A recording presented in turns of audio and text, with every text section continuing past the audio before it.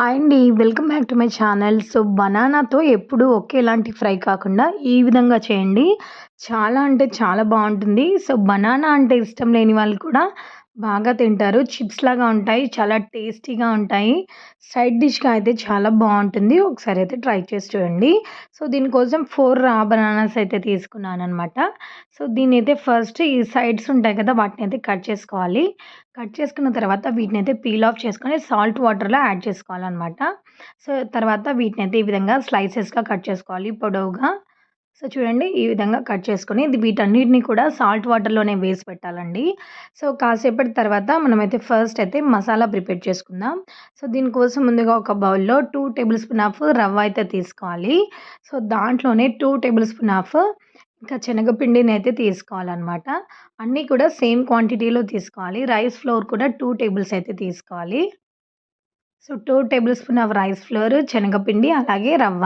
So, ఈ మూడింటిని బాగా మిక్స్ చేసుకున్న తర్వాత సో, దీంట్లో కొంచెం సాల్ట్, ధనియా పౌడర్, గరం మసాలా పౌడర్, పసుపు, రెడ్ చిల్లీ పౌడర్, సో, అలాగే చాట్ మసాలా ఇవన్నీ కూడా వేసుకొని బాగా మిక్స్ చేసుకోవాలనమాట. సో, ఇవన్నీ కూడా బాగా మిక్స్ చేసుకొని సో, వీటినైతే పక్కకు పెట్టుకోవాలి. ఇప్పుడు ఒక ప్లేట్‌లో మనం ముందుగా కట్ చేసి పెట్టుకున్న పీసెస్ అన్నిటిని కూడా సో, ఈ విధంగా పెట్టేసి వీటిని పైనుంచి మనం మిక్స్ చేసి పెట్టుకున్నాం కదా! సో, ఈ మిక్చర్‌ని ఈ విధంగా వేసుకొని సో, కాసేపటి తర్వాత దీన్ని ఈ విధంగా కొంచెం అద్దితే సో, ఇదంతా మొత్తం దీనికైతే అంటుకుంటుందనమాట. సో, దీన్ని సెకండ్ సైడ్‌కి కూడా ఫ్లిప్ చేసుకుంటూ సో, సెకండ్ సైడ్ కూడా ఈ విధంగానే వేసుకోవాలండి.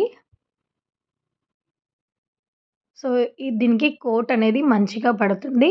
సో, అప్పుడు టేస్టీగా 2 సైడ్స్ కూడా ఫ్రై అయ్యి బాగా టేస్టీగా ఉంటుందనమాట. సో, దీన్ని ఎలాంటి పేస్ట్ చేయాల్సిన అవసరం లేదు. జస్ట్ ఈ విధంగా వేస్తేనే సో, దీంట్లో ఉన్న తడికి ఇది బాగా అంటుకుంటుందనమాట. సో, ఈ విధంగా అన్నిటినైతే ఫస్ట్ అయితే సెట్ చేసుకొని పక్కకు పెట్టుకోవాలి. చాలా టేస్టీగా ఉంటుందండి. పప్పుచారు, సాంబారు సో, అలాంటి వాటికి చేసినప్పుడు మనం ఈ విధంగా రా బనానాతో చేసుకుంటే చాలా బావుంటాయి. సో, ఇవన్నీ కూడా చేసుకొని పక్కకు పెట్టుకొని ఇప్పుడు ఒక ప్యాన్‌లో లేదంటే ఒక బౌల్‌లో ఆయిల్ వేసుకోవాలి.